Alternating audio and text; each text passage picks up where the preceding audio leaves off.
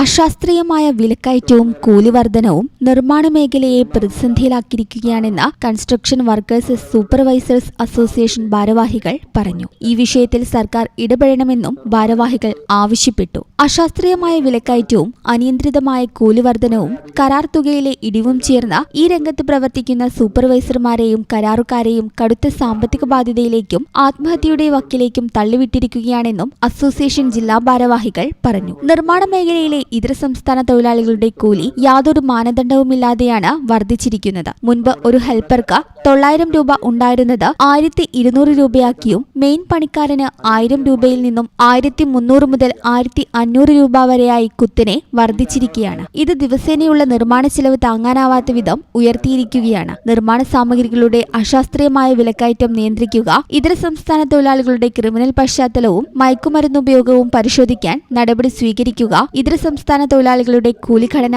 ഏകീകരിക്കാൻ കൃത്യമായ മാനദണ്ഡം കൊണ്ടുവരിക, കേരളത്തിൽ ജോലി ചെയ്യുന്ന മുഴുവൻ ഇതര സംസ്ഥാന തൊഴിലാളികളുടെയും കൃത്യമായ പോലീസ് വെരിഫിക്കേഷനും ലേബർ രജിസ്ട്രേഷനും നിർബന്ധമാക്കുക, ലഹരി ഉപയോഗത്തിനെതിരെ കർശന പരിശോധന നടത്തുക തുടങ്ങിയ ആവശ്യങ്ങളും പരിഹരിക്കാൻ സർക്കാർ ഇടപെടണമെന്നും അസോസിയേഷൻ ഭാരവാഹികൾ ആവശ്യപ്പെട്ടു. ജില്ലാ president Alavi Paroli Kottakkal, secretary CK Sasi Tanur, treasurer Imtiaz Malappuram, സംസ്ഥാന ജോയിന്റ് സെക്രട്ടറി ബഷീർ നെടുവ, ജില്ലാ ജോയിന്റ് സെക്രട്ടറി സുന്ദരൻ പട്ടേൽ എന്നിവർ വാർത്താസമ്മേളനത്തിൽ പങ്കെടുത്തു.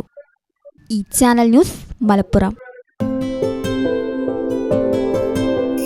15 വർഷങ്ങളായി ഈ തിളക്കം നമ്മെ ഭ്രമിപ്പിക്കുന്നു. 15 വർഷങ്ങളായി ഈ വ്യത്യസ്തത നമുക്ക് ആത്മവിശ്വാസം നൽകുന്നു. 15 വർഷങ്ങളായി നമ്മുടെ ആഘോഷങ്ങളിൽ ഈ പാരമ്പര്യവും പങ്കാളികളാണ്. ഒരു ദേശത്തിന്റെ ആഭരണ സംസ്കാരം രൂപപ്പെടുത്തിയവർ. ഞങ്ങളെപ്പറ്റി നിങ്ങൾക്കല്ലേ കൂടുതൽ അറിയുന്നത്? പരിശുദ്ധിയുടെ സുവർണ പാരമ്പര്യം. Hayath golden diamonds, Valanchery.